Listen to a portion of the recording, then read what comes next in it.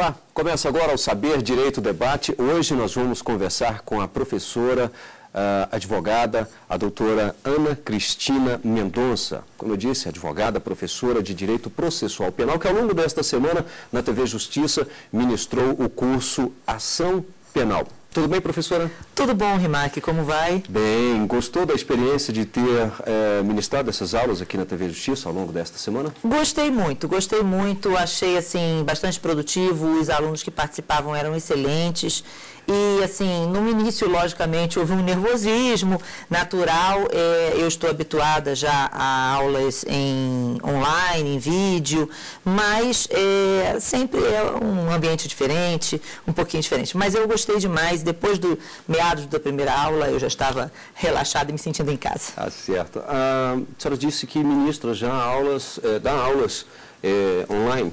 Sim, eu tenho, na verdade, uma experiência grande em sala de aula, já tenho mais de 20 anos de sala de aula. Logo após terminar a faculdade, comecei a dar aulas e fui logo convidada para alguns cursos preparatórios. Antigamente, no Rio de Janeiro, o grande curso preparatório era o Centro de Estudos, Pesquisas e Atualização em Direito, o CEPAD.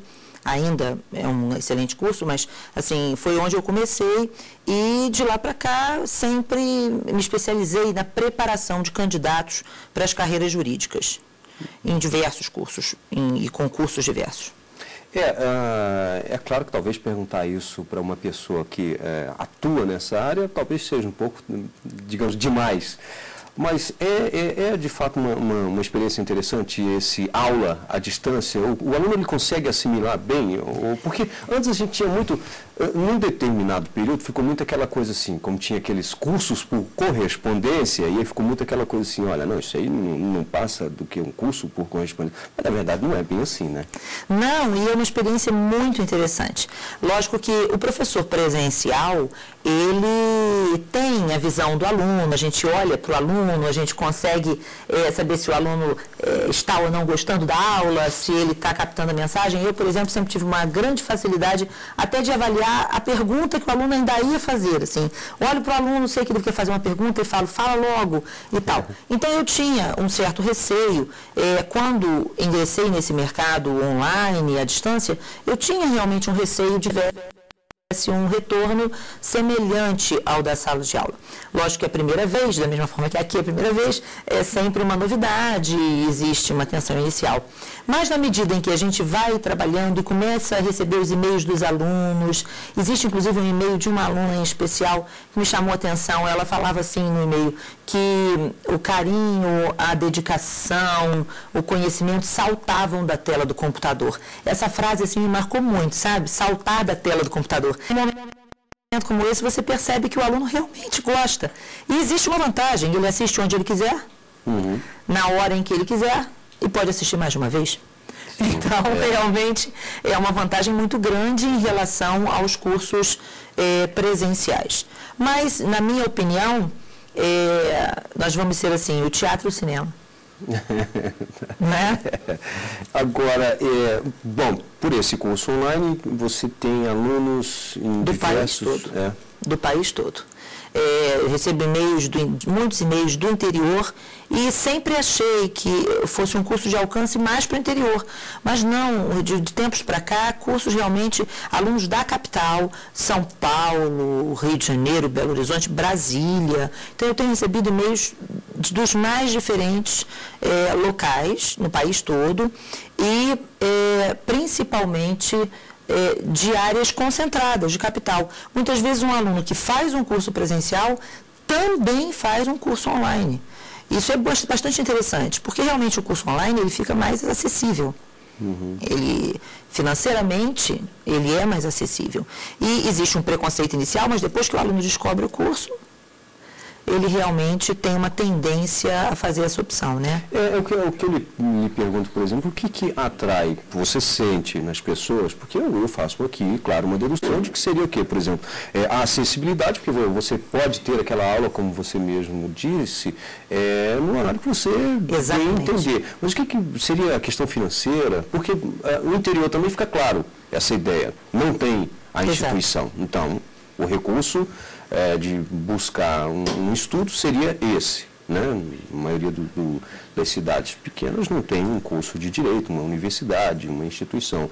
Enfim, mas o que você acha que atrai mais, então, nesses pontos? São esses quesitos que eu acabei de colocar? Eu acho que a questão preço, óbvio que conta, porque num curso à distância, o professor, ele é um professor bem pago, é um professor normalmente um professor de qualidade, e num preço mais acessível do que estando no presencial. Né? Lógico que o preço eu acho que faz muita diferença. Mas, mais do que tudo, nos grandes centros, eu acho que é a questão do horário. Acho que é a questão do horário. Existe uma tendência de nossa vida virar online. Eu acho que, assim, não é algo que vai acontecer. Na medida em que a gente evolui, a tendência, vejam, o próprio programa Saber Direito, veja, as pessoas assistem na televisão, mas assistem muito mais, provavelmente, no YouTube do que na própria televisão, porque aí assistem no horário em que elas podem, no horário em que elas querem, não é isso? E os grandes centros, a questão do deslocamento, tudo isso eu acho que conta. A tendência é que as pessoas, infelizmente, por um lado, porque isso acaba retirando o convívio, né, interpessoal, mas a tendência é realmente que as pessoas acabem ficando dentro das suas casas. Houve uma grande fase para o curso satélite, via satélite, mas eu acho que também já não é mais a hora do via satélite, é a hora do online. Falta só o governo realmente incentivar a questão da internet. Mas você não tira a importância desse contato com o aluno? O curso presencial é fundamental. É aquilo que eu acho que, na minha cabeça, a descrição é clara. Cinema e teatro.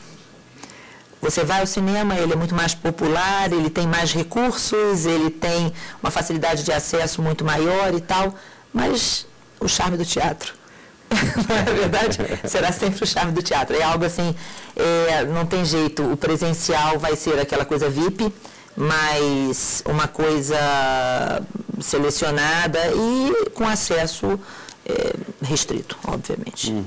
Eu costumo dizer que é interessante porque, pelo menos é o que me foi passado, e eu entendo dessa forma mesmo, que o professor ele trabalha 24 horas, sábado, domingo e feriado inclusive, né?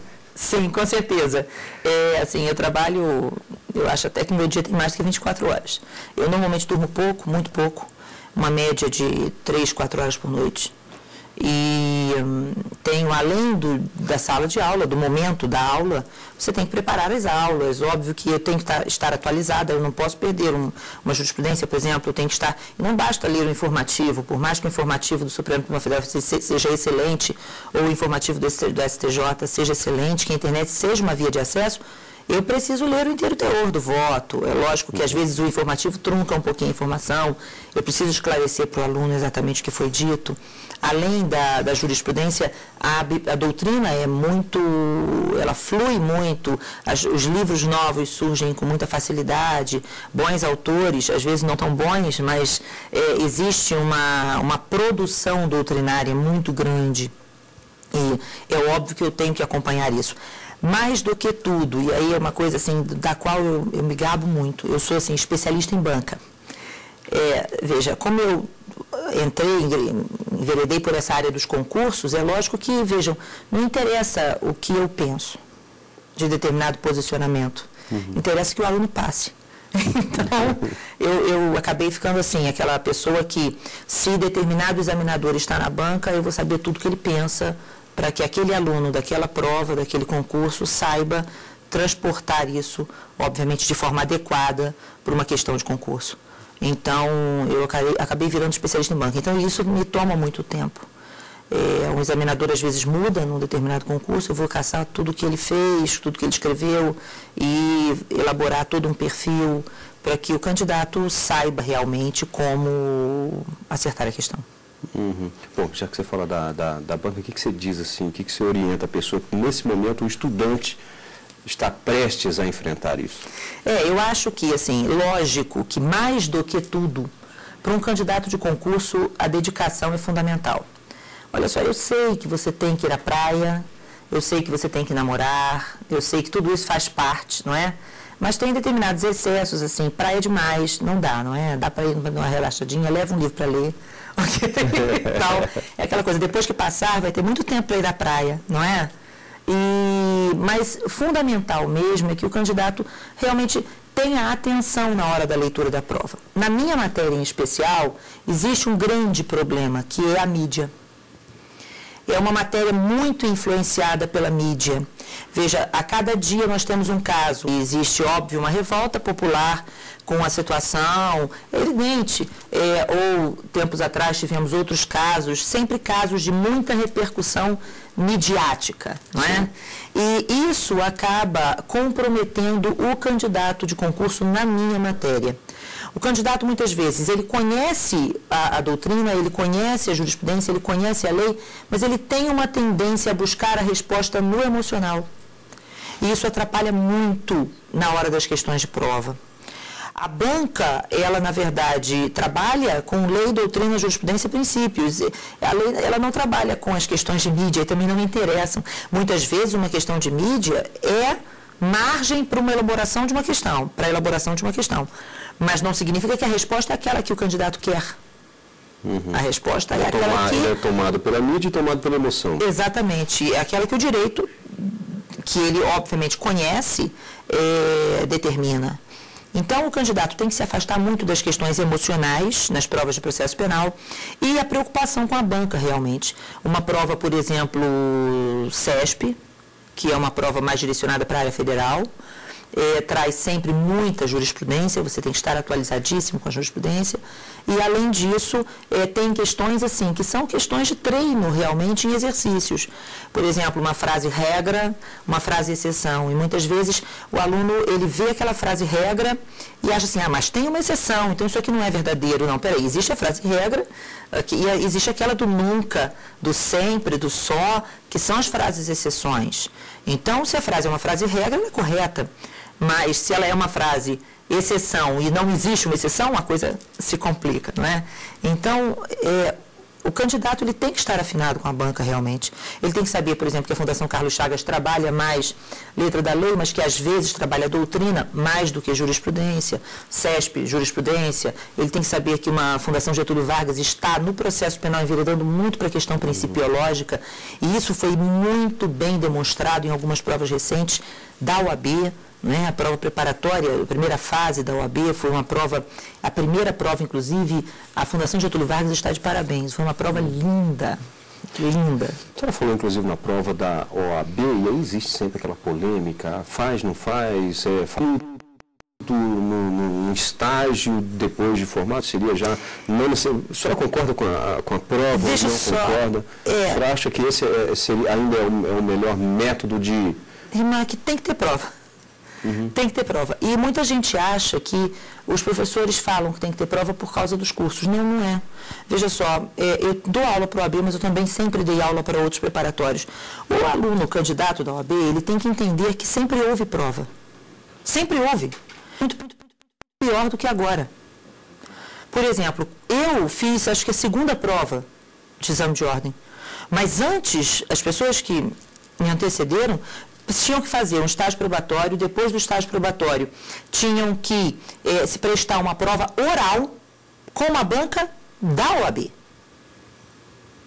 dentro do estágio probatório. Era assim, não era, eu me formei e tiro a carteira. Não, nunca foi. Nunca foi.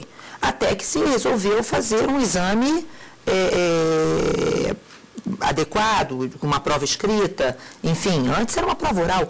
Muito pior para determinados candidatos, inclusive. Agora, inclusive, está padronizado o Brasil. Agora é padronizado. Aí entraram, então, com uma prova regional, que eu acho que ainda tinha o seu papel. E é isso que eu ia lhe perguntar agora, porque aí o Brasil, dada as dimensões continentais, a questão cultural, talvez de deficiência de estudos em um determinado local. Isso, eu acho que a prova regional era melhor. E não é só isso, a correção era mais justa. O grande problema da prova da OAB hoje é a correção. Por conta das peculiaridades regionais. Vejam, eu não posso pegar uma prova do Nordeste e distribuir para o Sul, para uma correção. Lógico que o examinador do Sul, que vai corrigir aquela questão, não tem o mesmo posicionamento, a mesma forma de escrever que um candidato do Nordeste. A própria reforma da redação é distinta. Existem peculiaridades regionais que deveriam ser respeitadas. Eu sou a favor da prova separada. Eu acho que não deveria ser unificada. Mas entendo que também eu não possa permitir que uma faculdade de Direito em um determinado local tenha um nível menor do que aquela de uma outra área. O ideal, realmente, é que as faculdades estejam padronizadas. E essa desculpa do, olha só, mas a minha região, ela é menos favorecida ou eu tive menos acesso a informações, isso não é desculpa. As pessoas que não têm tanto acesso à informação, se querem realmente crescer na vida, têm que ir buscar. Não é isso? Você tem que correr atrás do prejuízo que nós temos hoje, né? Exatamente. Então, você tem que correr atrás do prejuízo, lógico. Você não pode ficar achando que as coisas caem do céu. As coisas não caem do céu. Ganha quem trabalha, não é? Tem o mérito quem estuda. Então, isso, lógico, faz diferença. Mas, eu acho que a correção tem sido, assim, não tem tido um padrão de correção. E isso é um grande problema. E isso é fruto de um excesso de provas sendo corrigidas ao mesmo tempo por pessoas muito diferentes que não têm um posicionamento coeso, me parece, na hora dessa correção. Então, isso tem dado margem a problemas. A prova os últimos 3 exames têm sido realmente complicados. A mudança da fundação do CESP para a Fundação Getúlio Vargas parecia ser excelente, foi excelente na primeira prova, excelente. Quando chegou na segunda prova, a questão da correção, a prova estava boa, a correção é que foi indevida. Mas acho que fruto disso, de uma, digamos assim, como a gente fala, descentralização do método. Sim. Existe uma padronização, mas é aquela coisa fria, né? Olha. Até porque, bom, eu não acredito que seja o princípio básico, mas, por exemplo, o direito não é uma ciência exata, né? Então, já... Exatamente. Veja que quando a prova, no Rio de Janeiro, vamos dar um exemplo, realmente aquilo criou um mercado que era complicado. Mas esse mercado, ele de certa forma tinha o seu êxito. Vamos dar um exemplo. Na prova do Rio de Janeiro, quando nós quando faziam uma correção, entregavam um espelho de prova para o aluno daquele que foi reprovado, né? O aluno que passou não, mas o aluno que foi reprovado, ele recebia um espelho de prova. Lógico que os examinadores são vários, você não tem um examinador só. E o direito não é ciência exata, é uma prova discursiva, óbvio, eu tenho que ter, se eu tenho correntes, o candidato pode optar por uma ou outra corrente, ou pode mencionar mais de uma. E, evidentemente, com os espelhos de prova, com a possibilidade dos recursos, nós pegávamos um espelho de um aluno que foi mal numa das questões, mas foi bem numa outra, e comparávamos com a prova deste outro aluno. E aí utilizávamos as próprias provas para demonstrar um vício de correção. Porque este tirou 0 nesta questão e este que escreveu a mesma coisa tirou 1. Que é uma questão nítida do posicionamento de quem corrige. Isso não poderia acontecer? Exatamente. Bem, nós vamos fazer aqui um rápido intervalo, em seguida estaremos de volta com o programa Saber Direito Debate. Você pode acompanhar o programa Saber Direito Debate no canal da TV Justiça, no YouTube. O endereço é www.youtube.com/Saber Direito Debate. Pode também participar do programa enviando a sua sugestão para o endereço eletrônico saberdireito@stf.jus.br. Até já.